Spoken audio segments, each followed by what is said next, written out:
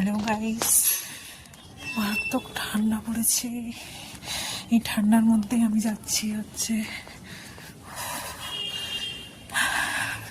রুটি আনতে, কারণ আজকে কারো রান্না করতে ইচ্ছা করছে না, সবারই ঠান্ডা লাগছে।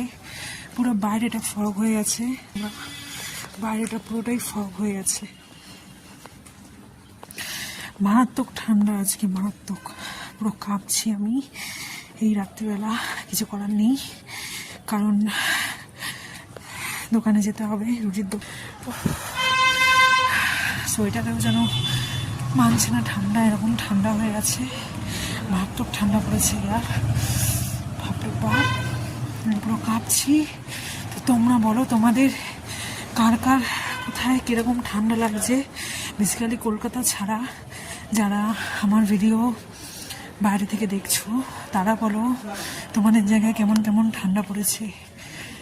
বাপরে বাপ, প্রচণ্ড অন্ধকার।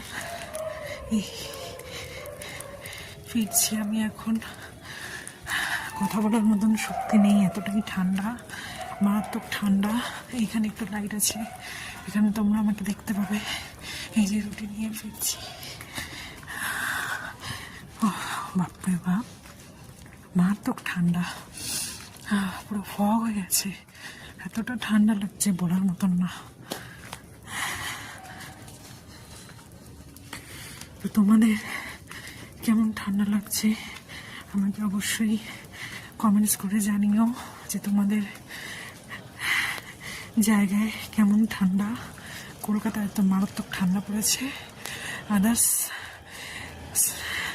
ডিস্ট্রিক্ট থেকে যারা দেখছো, তারা আমাকে অবশ্যই কমেন্টস করে জানিও।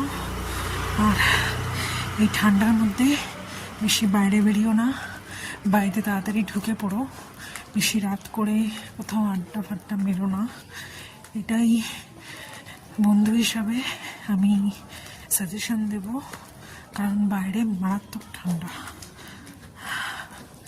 যাই হোক, আজকের মতন টাটা।